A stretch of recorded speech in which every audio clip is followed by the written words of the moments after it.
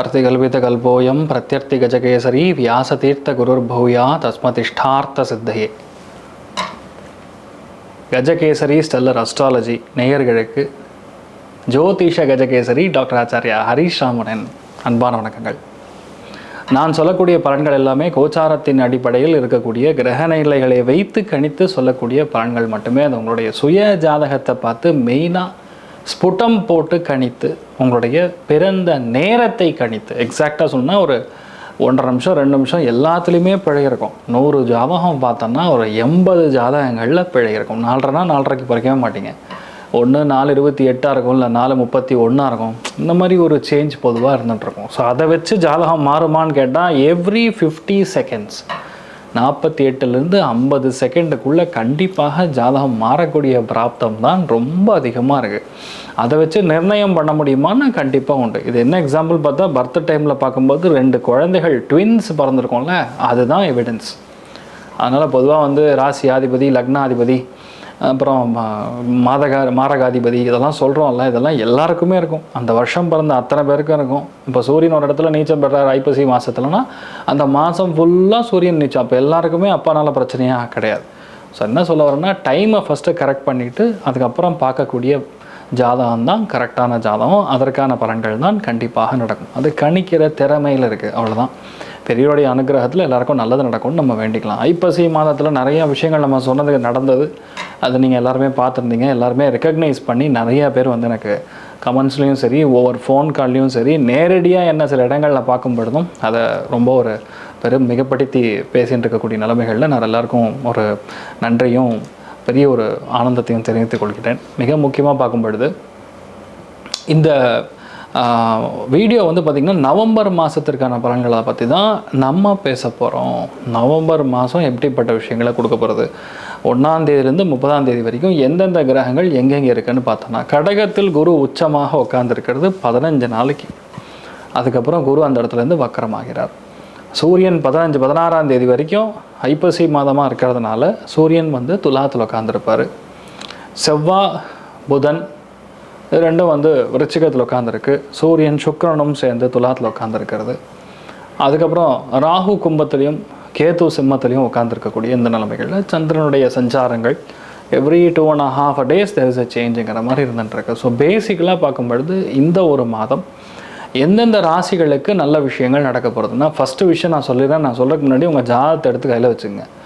ஒரிஜினலாக உங்களுக்கு குரு வக்கரமாக இருக்கும் பட்சத்தில், இல்லை சனி வக்கரமாக இருக்கும் பட்சத்தில் எந்தெந்த இடங்களில் இருந்தால் நல்லதுன்னு சொல்கிறேன். அதாவது இந்த மாதத்தில் உங்களுக்கு நல்லது நடக்கணும் அப்படின்னா இதுக்கு ஒரு காம்பினேஷன் இருக்குது.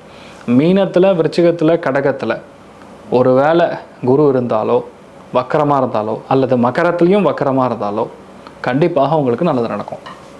அதே மாதிரி சனியும் சரி, கடகத்துலேயோ விருச்சிகத்துலேயோ மீனத்துலேயோ மகரத்துலேயோ ஒரு வேளை உங்களுடைய சனி வக்கரமாக இருக்கும் பட்சத்தில் உங்களுக்கெல்லாம் நல்லதாக நடக்கும், கெட்டதே நடக்காது. 2ஆக பிரிச்சிடலாம். நவம்பர் 15ஆம் தேதி வரைக்கும் ஒரு விதமான பலன்கள், நவம்பர் 15க்கு அப்புறம் கம்ப்ளீட்லி ஒரு சேஞ்ச் கொடுக்கக்கூடிய பலன்கள். ஒருவேளை யாருக்கும் ஜாதகத்தில் வக்கரமாக எந்த கிரகமும் இல்லை அப்படின்னா 16ஆம் தேதி நவம்பர் வரைக்கும் உங்களுக்கு கோல்டன் ஈரா, கோல்டன் டைம்னு சொல்லலாம். ஸோ யார் யாருக்கெல்லாம் நவம்பர் 16ஆம் தேதி வரைக்கும் நல்லா இருக்குன்னு கேட்டால், வக்கரமாக இல்லாத கிரகங்கள் ஒரு வேளை இருக்கும் பட்சத்தில் விருச்சிகம், கடகம், மகரம், அதுக்கப்புறம் மீனம், இவங்களுக்கெல்லாம் செம்ம டைமிங், அருமையாக இருக்குது. சரியா? ஒருவேளை உங்களுக்கு குரு வக்கரமாக இருக்கும் பட்சத்தில், சனி வக்கரமாக இருக்கும் பட்சத்தில் யார் யாருக்கு நல்லது பண்ணோம் அப்படின்னு பார்த்தோன்னா, கடகம், கன்னி, விருச்சிகம், மகரம், மீனம், இவங்களுக்கெல்லாம் செமையாக இருக்கும். ஸோ எப்படி கூட்டி கழிச்சு பார்த்தாலும் கிட்டத்தட்ட 4 ராசி ஒரே மாதிரி தான் வரும். அதனால் பெருசாக பாதிக்கிற மாதிரி ஒன்றும் கிடையாது. எந்தெந்த ராசிகள் கொஞ்சம் கவனமாக இருக்கணும் அப்படின்னு சொன்னோன்னா, மெயினாக சிம்மம், மேஷம், அதுக்கப்புறம் தனுசு, இந்த 3 ராசிகளும் சத்த கவனமாக இருக்கணும். எதிர்பாராத அதிர்ஷ்டங்கள், பணவரவுகள், தனலாபங்கள் நன்னா கொடுக்கக்கூடிய வாய்ப்புகள் யாருக்குன்னா, மிதுனம், துலாம், கும்பத்துக்கு நல்லா பணம் வரும். மகரத்துக்கும் பணம் வரும். பேசிக்கலாக நவம்பர் மாதத்தில் பண மழை கொட்ட போகக்கூடிய வாய்ப்புகள் யாருக்கு? கொடுத்த பாக்கி, அரியர் பணம், எதிர்பார்க்கக்கூடிய நல்ல விதமான பணம், இதெல்லாம் மெயினாக மிதுனம், துலாம், கும்பம், மகரம் இவாளுக்கெல்லாம் வரப்போகிறது. இன்க்ளூடிங் கடகத்துக்கும் வரும்.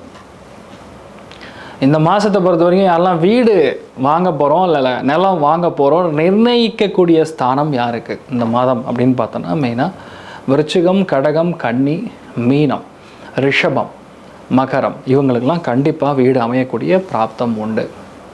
நிறைய ஹெல்த் இஷ்யூஸ்லேருந்து அப்பாடா கொஞ்சமாக நான் வெளியே வரேன்ப்பா அப்படின்னு சொல்லக்கூடிய வாய்ப்புகள் யாருக்குன்னு கேட்டால் 100% கன்னி, துலாம், மகரம், கும்பம், ரிஷபம், மிதுனம் இந்த 6 ராசிகளும் கண்டிப்பாக உடல்நிலைகளில் இருக்கக்கூடிய பாதிப்புகளை கரெக்டாக செட் ஆகிடும். பயப்பட வேண்டிய அவசியம் கிடையாது. இந்த மாதத்தில் செம்ம சூடாவீங்க, பயங்கர டென்ஷன், அடி போலி பயங்கரமான கோபம் வரப்போகுது அப்படின்னு சொல்லக்கூடிய எல்லாமே யாருக்குன்னா விருச்சிகத்துக்கு. விருச்சிகம், கடகம், அதே மாதிரி ரிஷபம், மீனம் இவங்களுக்கெல்லாம் கொஞ்சம் கோபம் கொஞ்சம் பொத்துண்டு வரும்.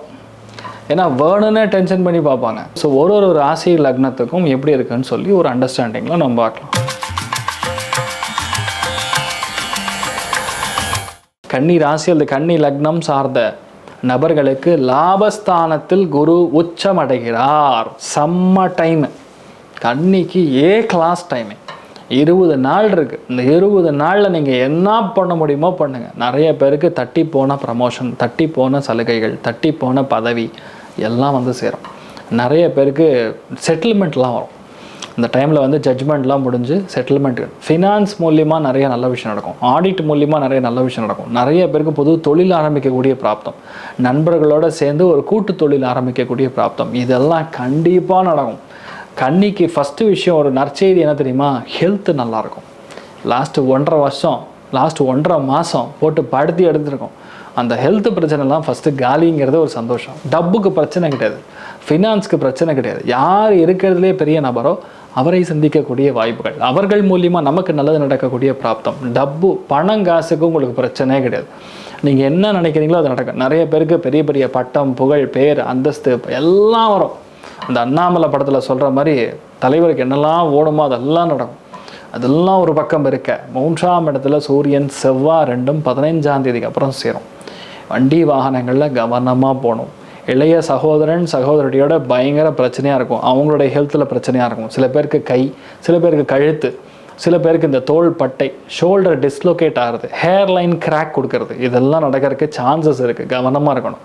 ஏன்னா முயற்சி எது எடுத்தாலும் சரி சண்டை போட்டு தான் அந்த காரியத்தை முடிக்கிற மாதிரி இருக்கும். எக்ஸ்ட்ரீம் அக்ரெஷன் இருக்கும். அந்த அக்ரெஷனை மட்டும் கொஞ்சம் கம்மி பண்ணிட்டா போகும். ஏன்னா லாபத்தில் குரு உட்காந்துருக்கு 15-20ஆம் தேதி வரைக்கும். அதுக்கப்புறம் குரு வக்கரம் அடைகிறார். அதுக்கப்புறம் புதனும் வக்கரம் அடைவாங்க. உங்கள் ராசி அதிபதி வக்கரம் அடையும் போது கொஞ்சம் கவனமாக பார்த்து அடக்கி வாசிக்கணும். குடும்பத்தில் சண்டை சச்சரவுகள், கம்யூனிகேஷன் தப்பாகும். எந்த விஷயத்த சொல்லக்கூடாதோ அந்த விஷயத்த சொல்லிடுவீங்க. இது நம்ம சொல்லவே கூடாதுன்னு வச்சிருக்கக்கூடிய ரகசியம். அது சொன்னால் என்ன பிரயோஜனம்? புரியுதா நான் சொல்கிறது? இதெல்லாம் உங்களுக்கு நடக்கக்கூடிய வாய்ப்புகள் இருக்குது. கொஞ்சம் கவனமாக இருக்கணும். ஸோ எப்படி கூட்டி கழிச்சு பார்த்தாலும் சரி 100% உங்களுக்கு நல்லது தான் அதிகமாக நடக்கும். நிறைய பிரச்சனைகள்லேருந்து நீங்கள் வெளியே வருவீங்க. மனசு சந்தோஷம் மிக அதிகமாக இருக்கும். சூப்பராக இருக்கும். சந்தோஷம்னு சொன்னால் 75%, பொருளாதார ஏற்றம் 95%. நீங்கள் வழிபாடு செய்ய வேண்டிய தெய்வம் தாயார் வழிபாடு. தாயார் அம்பிகை வழிபாடு ஏற்றத்தை கொடுப்பாள். சர்வே ஜனா சுகினோ பவந்து, சமஸ்த சன்மங்களானி பவந்த்ரோணு கண்வந்து. ததாஸ்து. நன்றி, வணக்கம்.